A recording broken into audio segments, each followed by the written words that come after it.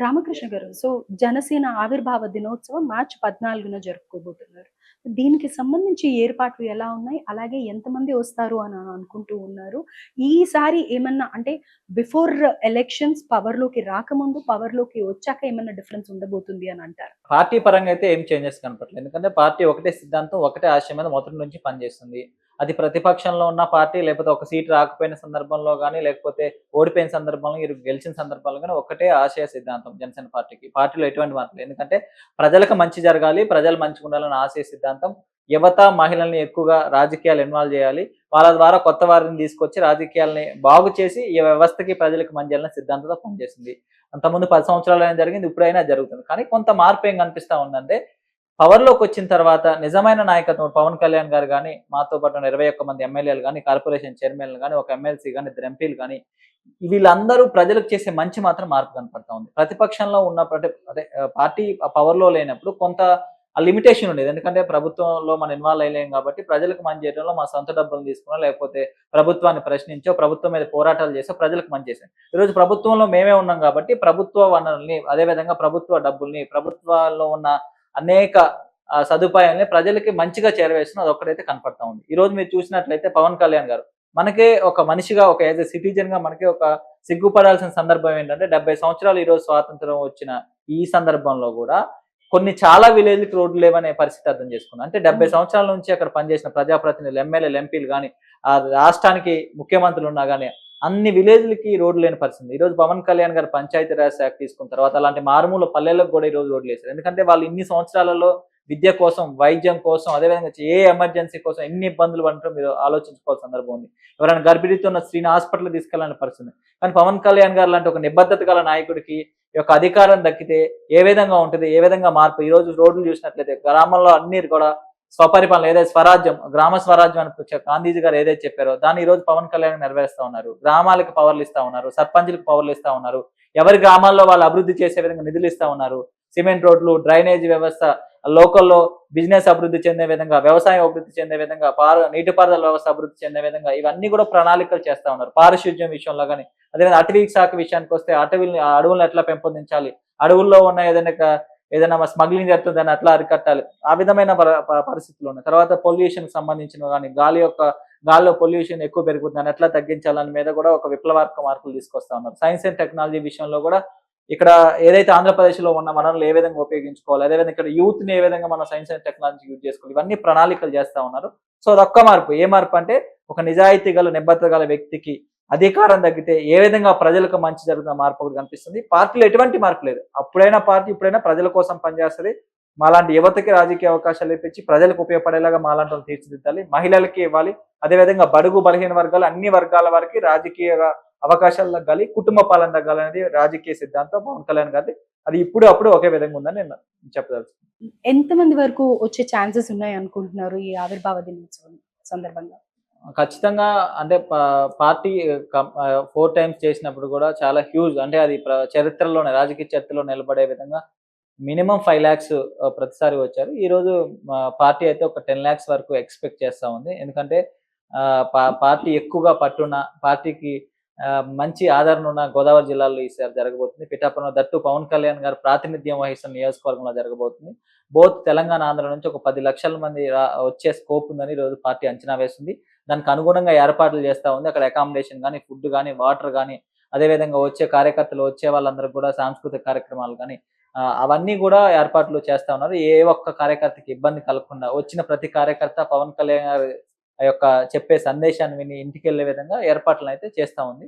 ఒక 10,00,000 మంది వరకు ఏర్పాట్లు జనసేన పార్టీ 10,00,000 మంది అంటే చాలా ఎక్కువ జనం కదా ప్ర అసలు. ప్రతిసారి కూడా అదే జరుగుతుంది. ఎందుకంటే పవన్ కళ్యాణ్ గారు రోడ్డు మీదకొస్తే పిలిపివ్వకుండానే ఏ విధంగా ఉంటదో మీ అందరికీ తెలిసిన విషయమే. సో అలాంటిది ఈరోజు పిలిపిచ్చి ఖచ్చితంగా, ఇంకోటేందంటే అప్పటికి ఇప్పటికి మేము 10 సంవత్సరాలు స్ట్రగుల్ పడి, 10 సంవత్సరాలు పోరాటాలు చేసి, తిన్నా తినకపోయినా మా అధ్యక్షులు వారితో పాటు డబ్బులున్నా లేకపోయినా, తిన్నా తినకపోయినా, కుటుంబంలో ఎన్ని సమస్యలున్నా గానీ పార్టీలో అధికారంలో భాగమైనాం.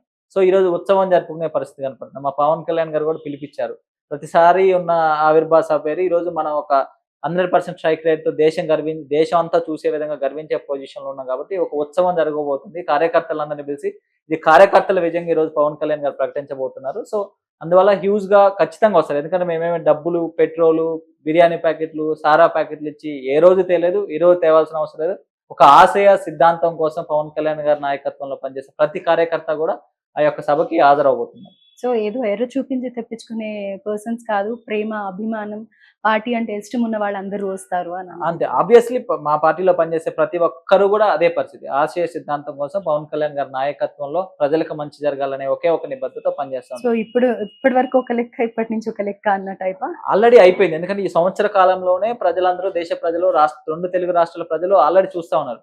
పవర్ రాకముందు పవన్ కళ్యాణ్ దేనికి పనికిరాడు, ఆళ్ళు పవన్ కళ్యాణ్ రాజకీయ నాయకుడా, పవన్ కళ్యాణ్ ఆళ్ళ జనసేన పార్టీ అని మాట్లాడినారు. ఈరోజు మొత్తం చూస్తా ఉన్నారు. ప్రజలకు ఏ విధంగా నేషనల్ మంచిది, వైడ్ గా నేషనల్ పేరు. వైడ్ గా చూస్తా ఉన్నారు. సో ఆల్రెడీ లెక్క మారిపోయింది.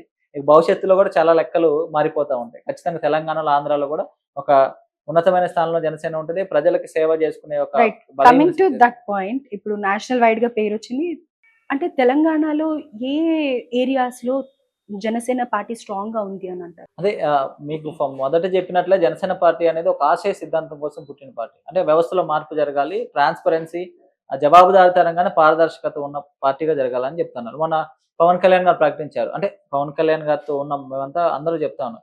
ఎన్ని పంచాయతీరాజ్ శాఖలో గాని ఆయన 3 శాఖలు నిర్వహిస్తున్న 3 శాఖల్లో గాని చాలా ట్రాన్స్‌ఫర్ జరిగింది. ఒక్క రూపాయి కూడా తీసుకోకుండా తెలుసు, మీకందరికీ తెలుసు. ప్రభుత్వం అన్నాక డబ్బులు తీసుకొని ట్రాన్స్‌ఫర్ చేస్తారని. ఒక్క రూపాయి జరగకుండా అంత ట్రాన్స్‌పరెంట్‌గా జరిగింది.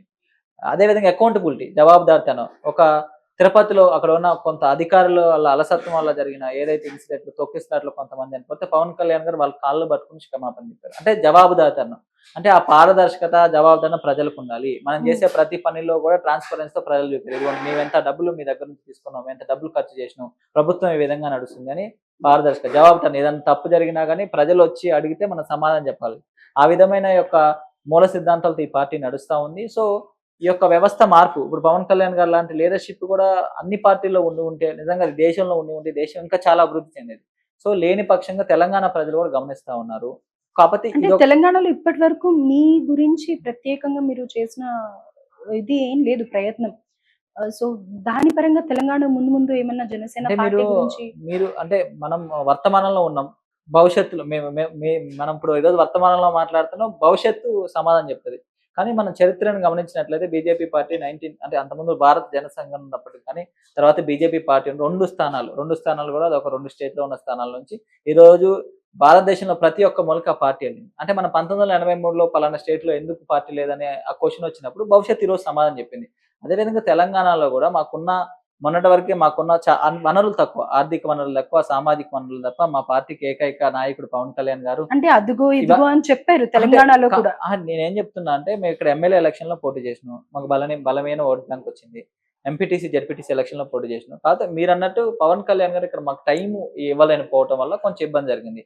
ఎందుకు టైమ్ ఇవ్వలేదంటే అక్కడ ఒక రాక్షసుడు పరిపాలన చేస్తుంది జగన్మోహన్ రెడ్డి. అతన్ని ఫస్ట్ దింపాలి. ముఖ్యంగా ఆంధ్రప్రదేశ్‌కి నా అవసరం ఎక్కువుంది. హ్మ్. తెలంగాణకు కూడా అవసరం ఉంది. కానీ ఫస్ట్ ప్రియారిటీ ఎక్కడుందనే విషయంలో అక్కడ ఎక్కువ టైమ్ ఇచ్చారు. సో కొంచెం ఇక్కడ పవన్ కళ్యాణ్ గారు ఇప్పుడు టైమ్ ఇవ్వబోతా ఉన్నారు. ఇక్కడ కూడా తెలంగాణలో కూడా చాలా మార్పు జరగాల్సిన అవసరం ఉంది. ఎందుకంటే అవినీతి, కొండలు తినేసే అవినీతి ఇక్కడ ఉంది. కాళేశ్వరం ప్రాజెక్ట్‌లోనే గత ప్రభుత్వం 15,000 కోట్ల రూపాయలదండి. ఈరోజు రేవంత్ రెడ్డి ప్రభుత్వంలో కూడా ఎటువంటి కమిషన్ లేకుండా ఏ పని జరగలేని పరిస్థితి ఉంది. ప్రజలు చాలా ఇబ్బందులు చేస్తా ఉన్నారు. విద్య దారుణమైన పరిస్థితిలో ఉంది. వైద్యం దారుణమైన పరిస్థితిలో ఉంది. సో ఇవన్నిటికి తెలంగాణలో కూడా జనసేన పార్టీ అవసరం ఉంది. ఆ విధంగా జనసేన పార్టీ అడుగులు ఇప్పటి వరకు కూడా పార్టీ ఉంది. కాకపోతే మీరన్నట్టు ఒక బలీయమైన శక్తిగా లేదు. కానీ కమింగ్ డేస్‌లో మీరు అది చూడబోతున్నారు. ఒక ఎన్నికల ప్రక్రియకొస్తే కమింగ్ జీహెచ్ఎంసీ ఎలక్షన్‌లో గాని, ఖమ్మం, వరంగల్ కార్పొరేషన్ ఎలక్షన్‌లో కూడా బలంగా పోటీ చేయబోతున్నాం. ఖచ్చితంగా ఏ విధంగా అయితే అక్కడ 100% స్ట్రైక్ రేట్‌తో అసెంబ్లీలో మా ఎమ్మెల్యేలు అడుగు పెట్టారో, తెలంగాణలో 2028లో జనసేన పార్టీ యొక్క ఎమ్మెల్యేలు తెలంగాణ అసెంబ్లీలో ఉండబోతున్నారు. ఎందుకంటే పవన్ కళ్యాణ్ గారికి సైద్ధాంతిక కార్యకర్తలు, అభిమానులు 2 రాష్ట్రాల్లో ఉన్నారు. ఈవెన్ కర్ణాటక, తమిళనాడులో కూడా ఉన్నారు. కాకపోతే ఆర్గనైజేషనల్ స్ట్రక్చర్ పరంగా కొంత గ్రేటర్ హైదరాబాద్ గాని, ఖమ్మం గాని, వరంగల్ గాని, నల్గొండ గాని, మహబూబ్ నగర్ గాని ఇట్లా కొన్ని ప్రాంతాల్లో బలీయమైన శక్తి ఉంది. ముఖ్యంగా గ్రేటర్ హైదరాబాద్, ఖమ్మం, నల్గొండలో మాత్రం ఖచ్చితంగా పార్టీ చాలా బలంగా ఉంది. మహబూబ్ నగర్‌లో కూడా చాలా బలంగా ఉంది. రంగారెడ్డి ఏరియాలో కూడా చాలా బలంగా ఉంది. సో మీరు కూడా మొన్న రీసెంట్‌గా జరిగిన ఎలక్షన్స్‌లో పార్టిసిపేట్ చేశారు కదా! దాని గురించి చెప్పండి. అంటే మీకిందాక చెప్పినట్లు పార్టీ వాట్ ఈస్ డిఫరెన్స్ ఏంటి మీ పార్టీకి అని మాట్లాడారు కదా! నేను ఒక యువకుడిని, ఏదో ఒక విద్యార్థి విభాగం కార్యకర్తగా ఉస్మానియా యూనివర్సిటీ సెంట్రిక్‌గా విద్యార్థి ఉద్యమాలు చేసుకుంటూ జనసేన పార్టీ తరపున ఒక 10 సంవత్సరాల నుండి పనిచేసిన వ్యక్తిగా నన్ను పవన్ కళ్యాణ్ గారు గుర్తించారు. అంటే మాలాంటి యువత, మధ్యతరగతి యువత రాజకీయాల్లోకి వస్తేనే వ్యవస్థ మారుతది. కమిట్మెంట్ ఉన్న వ్యవస్థ, నిజంగా ప్రజల సమస్యలు తెలిసిన వ్యక్తి రాజకీయాలు మారుతారని నమ్మారు కాబట్టి ఈరోజు మీరు అలయన్స్‌లో ఇచ్చారు మళ్ళీ. ఏదో పవన్ కళ్యాణ్ గారు ఏదో బీఫామ్ అందరికి ఇచ్చినట్లు కాదు కదా! బీజేపీ పార్టీ అలయన్స్‌లో ఖమ్మం టౌన్‌లో, ఖమ్మం ఏదైతే ఖమ్మం జిల్లా కేంద్రం ఖమ్మం టౌన్‌లో నాకు టికెట్ ఇవ్వడం జరిగింది. దాన్ని నిరూపించుకుని మా సార్ కూడా ఆ రోజు ఒకటే చెప్పారు. సరే మనం చాలా చాలా ఇప్పుడు ఒక రాజకీయ పార్టీ నడపడం గాని, లేకపోతే పోటీ చేయడానికి గాని చాలా సర్కమ్‌స్టాన్సెస్ ఉంటాయి. మనకున్న సర్కమ్‌స్టాన్సెస్‌లో ఉన్న పరిస్థితుల్లో మనం గెలిచే అవకాశం లేదు. అందరికీ ఓపెన్ సీక్రెట్. ఆ రోజు బీఫామ్ ఇచ్చే రోజు మా పవన్ కళ్యాణ్ గారు. కానీ ఆ రోజు ఒకటే మాట చెప్పారు. "నీకెన్ని ఓట్లొస్తాయి, ఎంత పర్సెంట్ ఆఫ్ ఓట్లొస్తాయి నేను అడగను. కానీ నువ్వు ఒకటే, అక్కడ ప్రజా సమస్యల తరపున నిలబడగల నాయకత్వం జనసేన పార్టీకి ఉంది. జనసేన పార్టీ అందించిందని నువ్వు నిరూపించుకో." అంతే. ఆ ఒక్క మాట ఆయన చెప్పారు.